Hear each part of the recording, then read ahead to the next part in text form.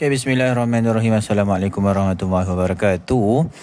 Hari ini kita akan sambung tajuk taburan normal. Okey.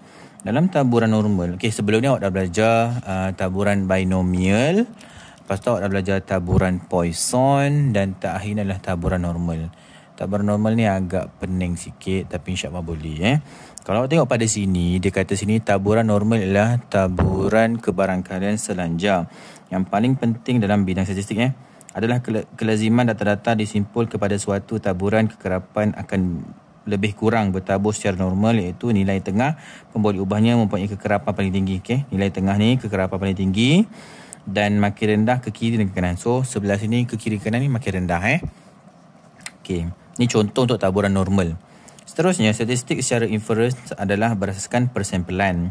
Dan semakin meningkat saiz sampel, maka biasanya taburan persampalan bagi statistik akan menghampiri taburan normal. Dengan itu adalah sesuai menggunakan ciri-ciri taburan normal bagi menggambarkan populasi tersebut. Dalam statistik, lengkung yang bersimetri pada mean dan berbentuk lonceng dipanggil lengkung normal. So yang ni dipanggil lengkung normal. Di mana ciri-ciri dia kita kena tengok kat sini lengkung normal berbentuk loceng. Ni berbentuk loceng dan simetri pada garis mencancang. Mencancang ni. Kiri kanan lengkung memanjang tak terhingga tanpa menyentuh paksi mengufuk. So dia takkan sentuh ni. Sampai ujung ni takkan sentuh. Dekat je tapi tak sentuh. Macam ni macam halal gap lah sebenarnya. Sebab dia tak sentuh langsung. Dekat je tapi tak sentuh. Lepas tu jumlah luas bawah lengkung normal ialah 1. Ni bawah ni nilai dia semua ni campur ni semua jadi 1. Lepas tu mod, median dan mean bagi X adalah sama. Dan terletak pada X sama dengan M. Tengah-tengah ni lah. Di mana nilai mean di mana ni U ni sebenarnya adalah mean. Ni dalam simbol mean. Sama juga variant, ni simbol dia. Seterusnya dia kata sini kebarangkalian X bagi nilai antara A dan B ditulis sebagai ni. P dalam kurungan A di antara X dengan B adalah bersamaan luas bawah lengkung bagi julat A X sama dengan B. Yang ni memang agak pening untuk dipaham, tak apa. Nanti kita akan tengok contoh dia baru akan faham. Seterusnya, lengkung normal adalah bersimetri. Oleh itu, PZ kurang daripada negatif A. Ni sebelah sini dia sama dengan PZ lebih besar daripada A. Sebelah sini. Pastikan nilai A tu samalah. Jangan tiba-tiba sini 2, sini 3. So bezalah. So takkan sama. Sama juga PZ lebih besar daripada negatif A sebelah sini. Dia akan sama dengan PZ lebih kecil daripada A sebelah sini. Nilai dia sama. Boleh faham? Seterusnya rujuk jadual. Jadual taburan normal lower tail hanya boleh digunakan untuk carian terus untuk kes di mana nilai PZ lebih kecil daripada A, luas kiri garis Z sama dengan A dan A lagi besar daripada kosong. Bermaksud A ni adalah positif. Kita kena tengok soalan baru kita faham. So, jap benda yang awak kena tahu dalam ni, awak kena tahu ialah bila ditulis N 01 bermaksud kosong depan ni adalah mean mean. Yang ni adalah dia punya variant. Dia dah bagi tahu. Baru awak boleh kira. Bila dia kata PZ lebih kecil daripada negatif 0.5, dia nak sebelah sini. Kalau P lebih besar daripada 0.5, dia nak sebelah sini. Kalau dia kata sini P lebih kecil daripada 0.5, dia nak sebelah sini. Boleh faham Kita kena tengok pada graf dia. Seterusnya kat sini dia bagi dalam ni kalau tak dulu korang akan gunakan macam buku lah untuk cari nilai-nilai dia, tapi sekarang tak payah, just guna kalkulator je. Macam nak guna kalkulator tengok pada soalan. Dia kata sini P mana tadi? P Z dia lebih kecil daripada 1.2, 3.4 kan. Macam mana nak cari? First of all awak kena tahu dekat awak punya graf ni awak akan terbagi kepada 3 bahagian. Yang pertama kat bahagian sini adalah P, bahagian sini adalah Q dan bahagian seterusnya kat sini adalah R. So, bila dia kata PZ lagi kecil daripada sebelah sini, bermaksud dia nak daripada sini ke sini. Sebelah sini. Sebelah sini awak akan ambil bahagian sini adalah bahagian P. Awak bahagian P, bahagian P. Lepas tu kalau dia minta sebelah sana baru kita ambil R. Macam mana nak guna? Kita tengok pada soalan. Sekarang macam mana kita nak kira Okey, first step awak tengok PZ kecil daripada 1.234. Macam mana nak buat? First step buka kalkulator, pergi dekat mod, tekan mod 1 kali, 2 kali. Lepas tu ada SD REG base kan? Tekan SD dulu. Settle. Tu first step. Second step, pergi dekat shift. Lepas tu pergi dekat 3. Dia tulis sini distribution. Nampak dia tulis distribution. So tekan 3. So nanti akan keluar PQR. Kalau dia punya sign ni ke sebelah sana, less, awak akan ambil P. So tekan P dulu. 1. Lepas tu keluar P kan? So nilai dia dah 1.2.3.4 kan? So tekan 1.2.3.4. Tutup kurungan.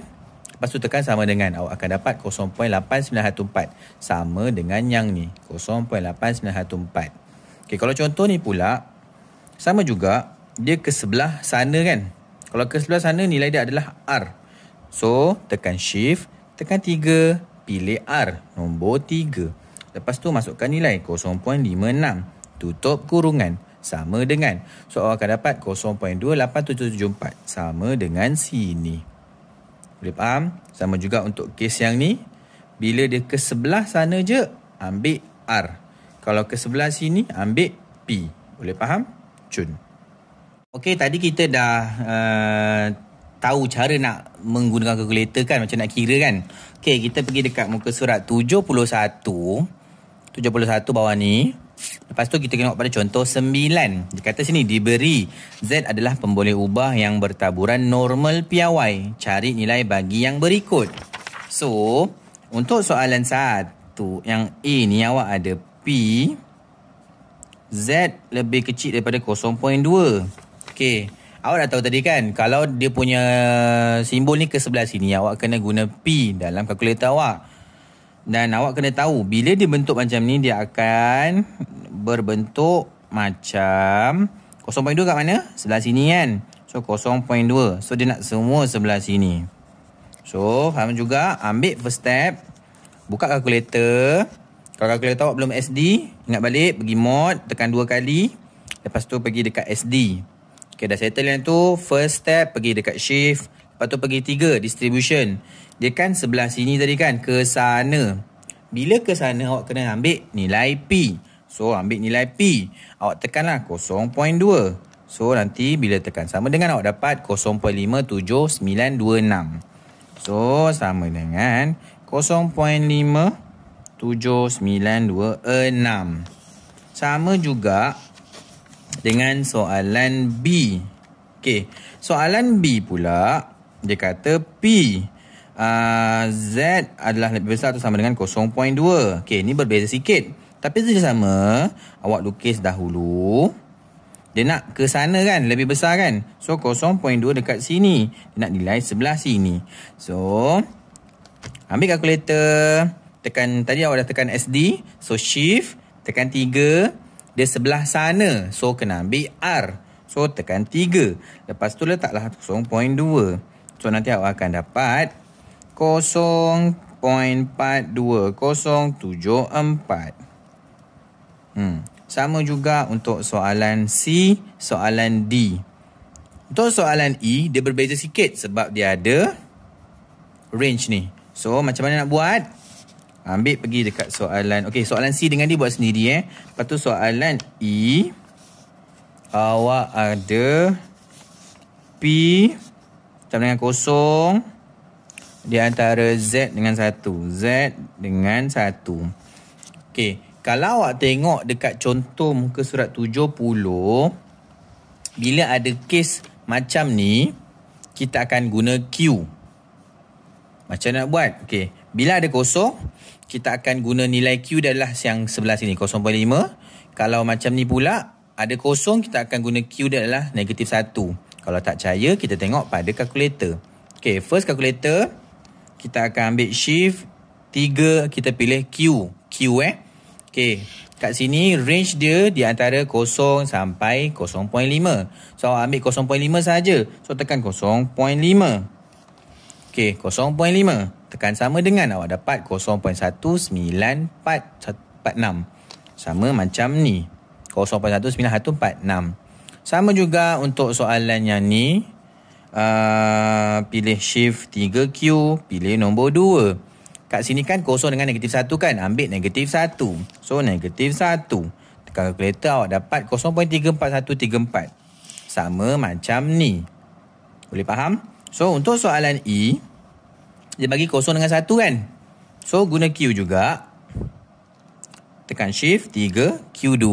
Lepas tu masukkan nilai 1 je. Kosong tak payah. So tekan 1. So nanti awak akan dapat 0.34134. Okey. Untuk E dah settle, kita pergi kepada soalan F. Okey. Soalan F ni berbeza sedikit. Soalan F dia kata P adalah negatif 1, Z negatif 0.5. Okey. Ni dengan ni berbeza sebab yang ni ada kosong 1. Yang ni tak ada kosong langsung. So macam mana nak buat? Okey, sama juga. Awak lukis satu graf pam. Okey, negatif 1 kat mana? Negatif 1 dekat sini, negatif 1. Negatif 0.5 kat mana? Dekat sini, negatif 0.5. So dia nak di antara. So kat sini. Macam mana nak cari? Okey. Awak akan pecahkan ni kepada dua bahagian. Yang pertama, awak akan pecahkan P adalah Z lebih kecil daripada negatif 1. Dan juga nombor 2 awak akan pecahkan P adalah Z lebih kecil daripada negatif 0.5. Cari dua-dua nilai dia dahulu.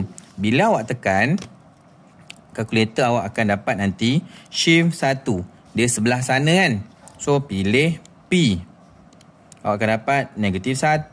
So awak akan dapat nanti 0.15866. Kalau nilai P dia adalah negatif 0.5, negatif 0.5, awak akan dapat 0.30854. Ada dua nilai ni. Apa nak buat?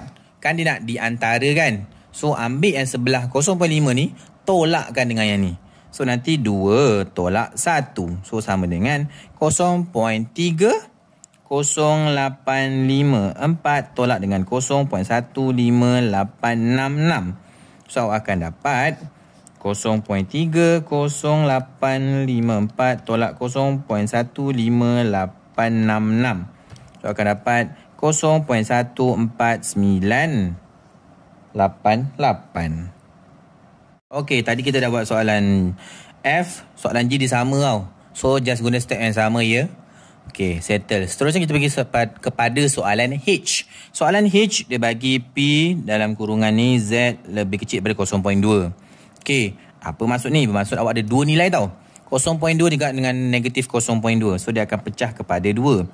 P Z less than 0.2 dengan P Z less than negatif 0.2.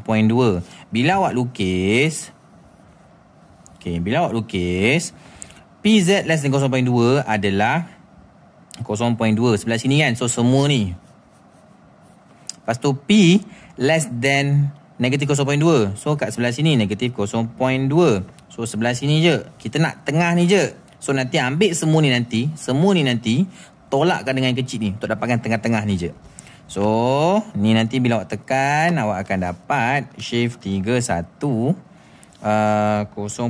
awak akan dapat 0.57926.